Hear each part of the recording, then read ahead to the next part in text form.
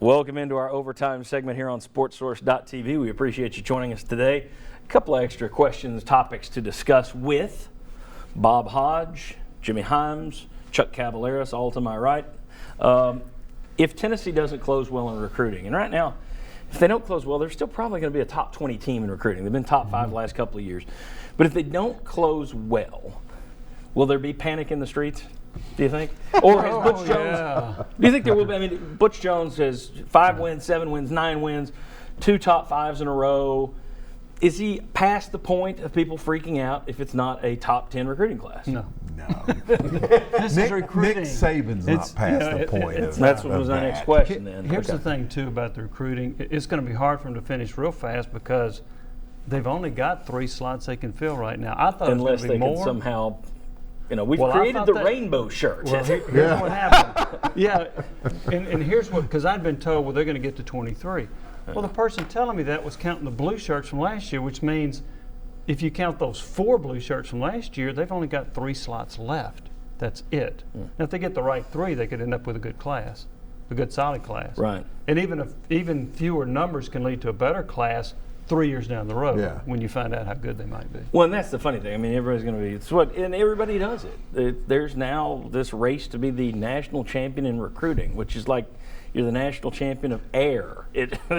There's nothing, you don't know who's going to wind up finishing their career, who's going to get hurt, who's going to develop, who's going to be good, who's going to underdevelop. It's kind of silly, but when you look at it, if you get Nigel Warrior and you get Jonathan Kongbo and you've gotten Marquez Callaway, you throw another guy in there, your rating's going to be fine. I think everybody's cheering. I don't know that it's going to be as bad if they don't finish hot. I think the class is already pretty good considering the numbers. I think it is pretty good, and I think you can take it in another little bit of a direction too. Tennessee has been, for the last several years, your freshmen better be dang good because they got to play because what you're putting on the field ain't very good. Right. You're at the point now where these guys can come in and develop a little bit. They can redshirt. You're going to forget about them for a year, and then when they pop up as sophomores, you're going to go, okay. And so I think it's a little bit different now that before you almost had to have impact guys. That's how bad your team was.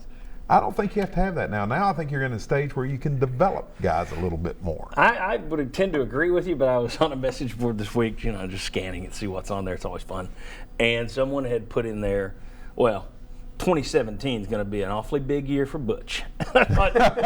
So everybody's already penciled him in for 10 wins in the East Championship, and we'll see if they get that or not. But that's the goal, that's the target. So even if you get that, but let's see what happens in 2017. He can lose a lot of juniors next year. Alvin Kamara, I don't think we're going to sit there and be looking for his tweets at the last minute next year. I think it's pretty clear he'll be gone. And you could lose Jalen Hurd. You could lose a lot of guys early next year. Plus, you're going to be losing some quality seniors next year, Reese Maben, Sutton. But I thought that was interesting, Chuck, that it's like, we'll see about 2017. It's like there's never – I know he won the national championship last year, and that was kind of what happened with one caller. Yeah. The story goes. I wasn't in town at that time, but I was told that – and I've heard this from multiple talk show hosts. I was there after the national championship. We were doing a live show. Mike Keith was the host, and the caller, who's kind of notorious in Knoxville, calls in, okay, we've had a pretty good season. But how's recruiting going? I don't think we're getting enough recruiting momentum after winning the and we're like, dude, wait a minute, your team just went 15-0. It doesn't get any better than that. So a lot of this too, John, I think on this is holding this class together where you don't have that defection of somebody or you don't have the surprise, and then you just got to get over that hump of these last, if there's 6 key targets, you want to make sure and get 3 of those guys on your list. Actually, I was doing that show. Oh, were you? And the knucklehead that called in that said they're not doing a good enough job recruiting in Memphis.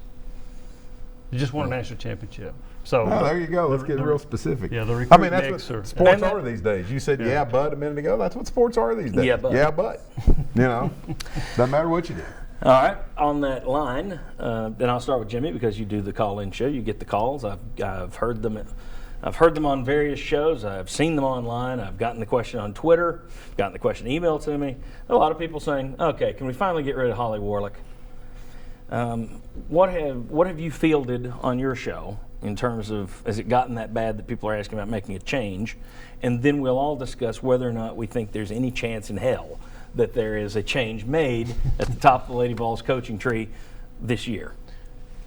We have not been inundated with calls about it's time to make a change. We've had a number of calls questioning Holly, her methods, her coaching, and the team's performance, but not to the extent of calling for her to be fired. She's won an SEC championship each of her first 3 years, whether it was a regular season or a tournament title. I was intrigued, though, with the comment she made the other day. One year doesn't make me a bad coach.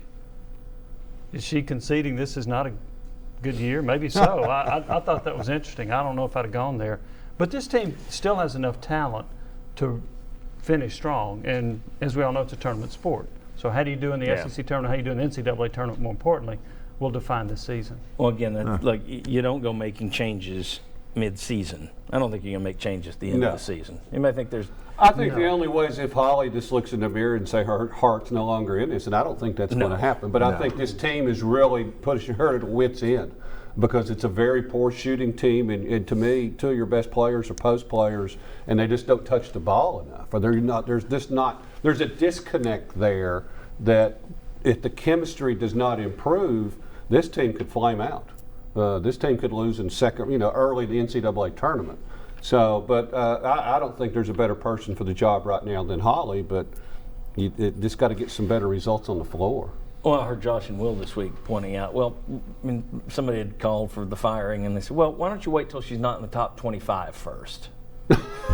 Which, that may be a good time. When you're not nationally ranked in a season when you haven't won a conference title, then we can start to talk about making a change. But the comment she made, one bad year, that is an unusual comment for a coach to make. Mm-hmm. But one thing to consider is she's going through this for the first time herself. I mean, Pat Summitt had some years that were clunkers compared to others. She lost to Ball State in the first round of a tournament. She had some teams that didn't listen to her. She had a lot of equity built up. She did. That's the difference. Yeah. But she also had been a coach when it was happening. She'd been a coach for 30 years already. Holly's in year number 4 as a head coach, so all of this is new to her as well in terms of this amount of criticism, and that's another thing. There wasn't this much media coverage of the Lady Vol program when Pat Summitt was coaching. Nope.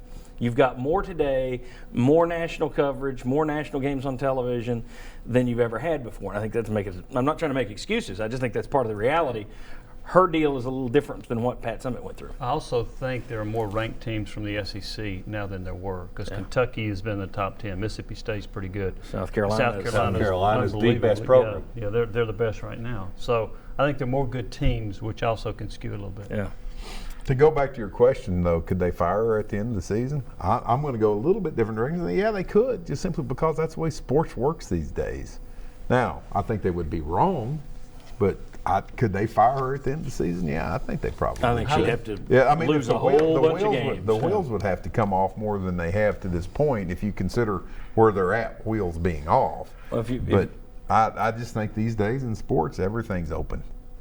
I was going to say highly unlikely given Dave Hart's pattern because he's kept some coaches that have not had much success and stayed with them. Volleyball and baseball would be included in that. So I think he'd be more inclined to keep her. I also wonder, he's taking a lot of heat over all things Lady Vols. Mm-hmm. Would he take more heat by making a change, or would he take more heat by keeping her? Depends on how things go. But I think you got more people behind Holly than against Holly. Well, it'd also be interesting. Do you break it down? Is the casual fan the one that's upset?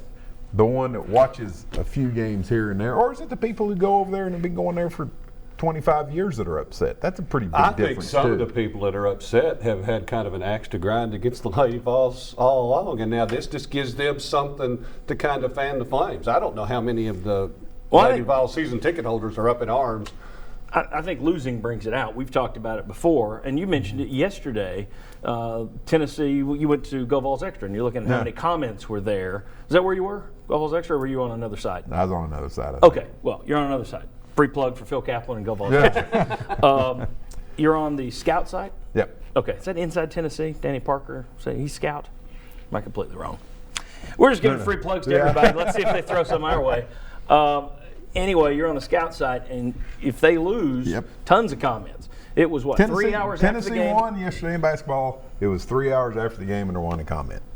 Whereas See, usually the that's telling. comments after the Vanderbilt game, Yeah, they when couldn't it's even let all it get over, over yeah. with yet. Yeah. I mean, the game wasn't even over and they're already getting it. John, I think that's That's a the great point too about Pat Summitt, and I'll tell you why, because I was able to cover some of those teams, and one of her missions was to raise the level of women's basketball. It wasn't just to make Tennessee, Right. and that has happened.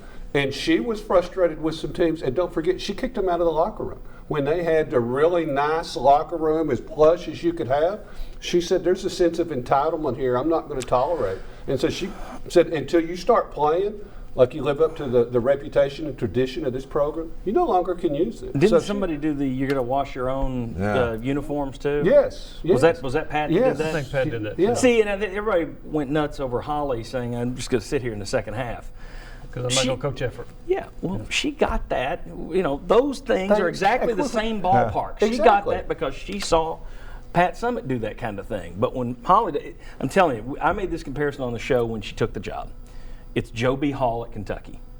When he took Ed Offer up, had an incredible run that couldn't be matched.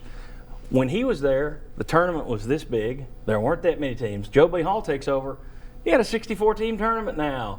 Teams are good everywhere. The SEC is getting multiple teams in there, and you're trying to live up to this. It's a different game, and you can't replace the legend. And I just think Holly Warlick's kind of in that Joe B. Hall slot. Joe B. Hall won a national championship, and it wasn't good enough. And I just wonder if it would even be good enough for Holly Warlick at this point. Well, that would be, but that's probably short of that. I'm saying it should be. Yeah. I don't think it would be for some people. She'd take it this year. Yeah, I think she would. Well, here's the thing. It's a tournament sport. She may get it this year. If Tennessee fans learned anything from the year of the petition, it's that what you see in January and exactly. February doesn't have a lot to do with what you see in March. You know, and we get that every year. So maybe this team somehow comes together at the right time. Well, they sure don't look like it right now, though. All right. No, they don't. All right. When we come back next week, we'll talk about when we come back next week, we'll talk plenty of UT sports. That's Sunday, 11 a.m. WATE 6, the Sports Source. Thanks for joining us.